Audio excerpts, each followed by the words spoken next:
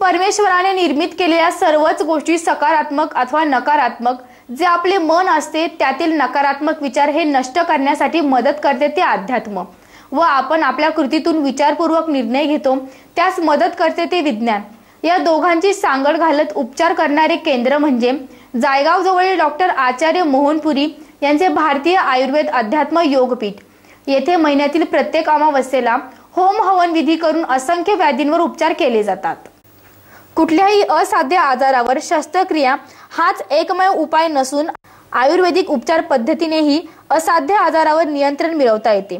म्हणूनच या योगपीठात वात, पित्त, कफ, हृदयरोग, डायबिटीज, त्वचाविकार, बीपी, मेंदूरोग, लठ्ठपणा, स्त्रीरोग, गर्भसंस्कार, लकवा या प्रकारच्या शारीरिक व मानसिक रोगांवर आयुर्वेदिक उपचार करण्यात येते. मेडिटेशनद्वारे मानसिक ताणतणाव, व्यसनमुक्ती, कॅन्सर आदी आजारांवर उपचार करण्यात येऊन अध्यात्मशास्त्र आधारे महिन्यातील प्रत्येक अमावस्येच्या दिवशी होम हवन करून गृहबाधा, यंत्र, मंत्र, तंत्र आदी धार्मिक विधी देखील संपन्न होत असतात. या ठिकाणी अत्यल्प दरात उपचार करण्यात येत असून अमावस्येच्या दिवशी होणारी धार्मिक विधी ही निशुल्क असते. सदरील विधीला ठिकठिकाणाहून येणारी व्याधीग्रस्त नागरिक, महिला लाभ घेत आहे. तसेच येथील उपचार घेऊन बरे झालेले रुग्ण देखील यावेळी त्यांच्या अनुभवातून डॉक्टर मोहनपुरी यांच्या उपचार पद्धतीवर समाधानी असल्याचे सांगतात. केसांसाठी औषध तेल नेलं होतं. आज माझे केस एकदम काळे काळे वाटतात मला म्हणजे खूप, आणि केस गळत नाही माझे. डॉक्टरांचे खूप आभार मानते मी. या वयामध्ये 75, आता 74 वय आहे माझं, तर या वयामध्ये माझे काळे केस झालेत. हे खरं डॉक्टरांचीच आशीर्वाद, कृपा. मला शुगर होती, 400 तर 500 होते. तर मला माझ्या नाशिक रोडच्या पाहुणे सांगितलं का अशा अशा जायगाव इथे जा डॉक्टरांकडे. मी तिथे आलो त्यांच्या हॉस्पिटलला इथे. तर त्यांनी मला औषध दिले आयुर्वेदिक. हे किती दिवस झाले? ते महिना झाले फक्त. आज महिन्याचा शेवटचा दिवस आहे. त्याच्यात तुम्हाला कसं मला इफेक्ट एवढं जाणवलं. मला कामावर जातं, मी ग्रामविकास अधिकारी आहे 20,000 लोकसंख्येच्या गावामध्ये. आणि तिथे मला जायचं असं हुरूपच नव्हतं ड्युटीवर जाण्याचं करता. सरांनी मला ज्यावेळेस औषध दिले आयुर्वेदिक हे, ते औषध घेतल्यापासून माझ्या बऱ्याचशा समस्या दूर झाल्या आणि फ्रेश झालो आणि मी कामावर जायला लागलो. म्हटलं का अमावस्या दिवशी तुम्ही या. तर आज मी इथं हवनसाठी आलो. होम हवनसाठी आल्यामुळे मला इथं फ्रेश वाटलं, खूप आनंद वाटला. माझी फॅमिली मी घेऊन आलोय बरोबर, मुलं सगळे. बरं वाटलं. आणि डायलिसिसचा.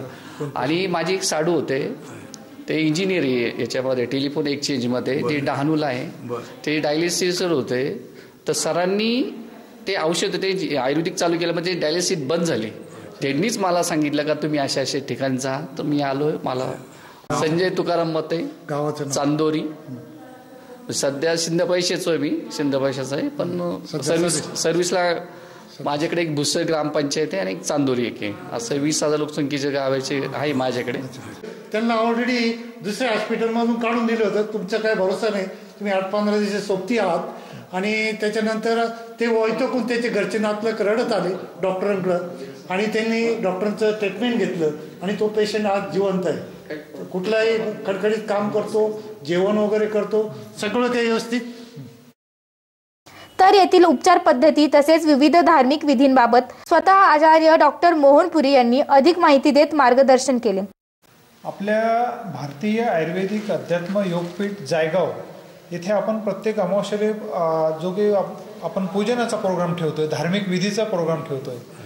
तर ह्यामध्ये एक सायंटिफिकली जर असं बोलण्यात आलं तर आयुर्वेदिक शास्त्रामध्ये हे सांगितलेलं आहे की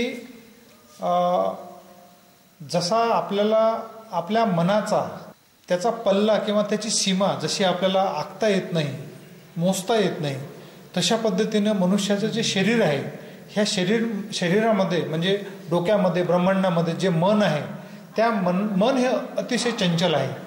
त्या चंचल मनाला ताव्यामध्ये ठेवण्यासाठी, तसेच त्या शरीरामधल्या आपल्या ज्या काही एंडोक्राइन सिस्टीम आहेत, ज्या ग्रंथी आहेत, उदाहरणार्थ आपण एखादं खूप चांगलं काम केलं तर आपल्याला खूप चांगला आनंद वाटतो.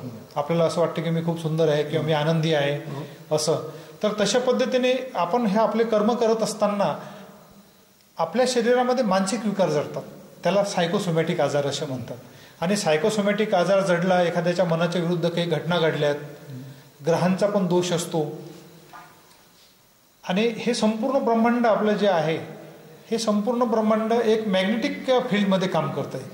तर आपल्या सनातन धर्मामध्ये पूर्वी ह्या अशा पद्धतीच्या होम हवन पूजन धार्मिक पूजन केल्यानंतर आपल्या मनाला जे काही शांती मिळतं त्या शांतीमुळे आपल्या शरीरामधील जे काही जे काही गुण आहे आपल्या शरीरामधला तो जागृत होतो व आपण सुखी व आनंदी जीवन जगण्यासाठी आपल्याला हा मार्ग मोकळा होतो. नाहीतर आपण आपल्या विचारांमध्ये आपल्या दुःखामध्ये आपण खितपत राहतो.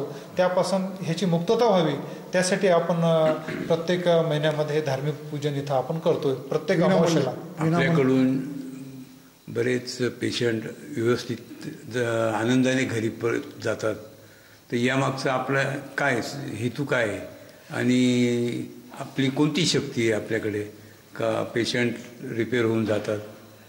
शक्ती ही आपण इथं गुरुदत्तांचं आणि नवनाथांचं इथं पूजन केलं जातं. पुरातन काळामध्ये समाजसेवा आणि रुग्णसेवा तसेच ज्ञानप्रबोधन हे कार्य आदिनाथापासून भगवान शिवानंतर गुरुदत्तांनंतर नवनाथ आणि नवनाथ हे सायंटिस्ट होते त्या काळामधले आणि ते लोक आपल्या झोडीमधून काही वस्तू काढून द्यायचे आणि लोकांची आरोग्य सेवा करायची. तर माझी अशी कल्पना आहे की मी प्रोफेशनली डॉक्टर आहे परंतु ज्यावेळेस मी आपल्या मनाचा आणि सायकोसोमॅटिक आजारांचा मनुष्य हे दुःखाने ग्रासित होतोय कर्म करत असताना दुःखाने ग्रासित होतोय तर मग असा यंत्र मंत्र तंत्र ह्या त्या मनुष्याच्या निरोगी होण्यासाठी आणि सुखी जीवन जगण्यासाठी खूप उपयोगी आहे.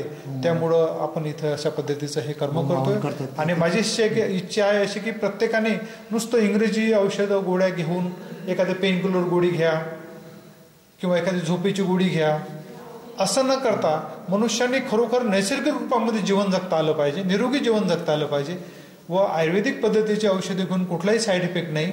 आपल्या देशामध्ये ऋषीमुनींनी हजारो वर्षापासूनची जी परंपरा आहे ह्या परंपरेमध्ये त्यांनी ज्या काळामध्ये 400 500 वर्ष त्या ऋषीमुनींचं आयुष्य असायचं त्यावेळेस त्यांनी संपूर्ण खोज करून ठेवलेली आहे. तर हे फक्त माझं काम आहे की रुग्णाला चांगले औषधं आयुर्वेदिक औषधं द्यावे आणि त्यामध्ये मला खूप आनंद वाटतोय.